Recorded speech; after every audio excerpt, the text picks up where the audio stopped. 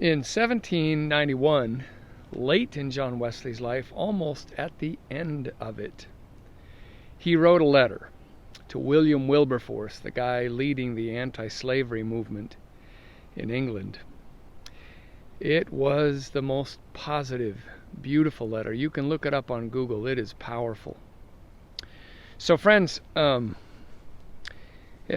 we're thinking about social movements and how positive change can happen and unrest can turn to beautiful transformation, I think we could take a look at Methodism's struggle over slavery. John Wesley, the founder of Methodism, stood so strongly against it, 1891. And in America, where the heat was on for slavery from the South, there was a lot of momentum to stop it. But finally, by 1808, the General Conference realized that there were some Southerners who were not going to be a part of this community at all if slavery was outlawed for the United Methodists, or the preceding name of Methodists. So what they did was they said, well, then annual conferences, which are our state sizes, need to solve this problem. Obviously with the hope that one after another would move away from slavery. But there was a crisis in 1844. And finally it came back to General Conference as something that had to be solved. Many people stood up and said, we defend slavery, Southerners, and it has to continue.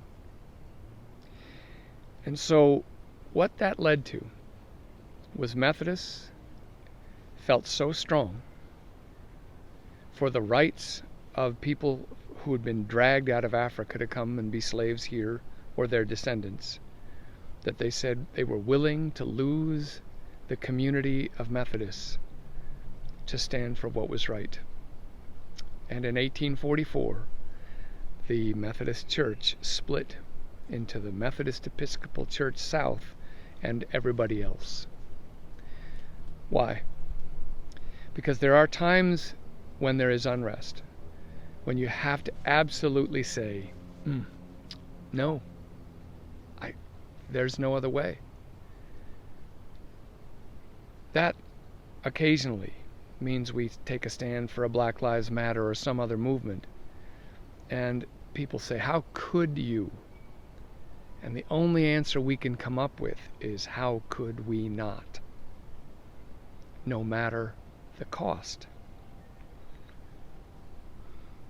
It's a useful language and a sad one, but occasionally it has to be our language and our voice.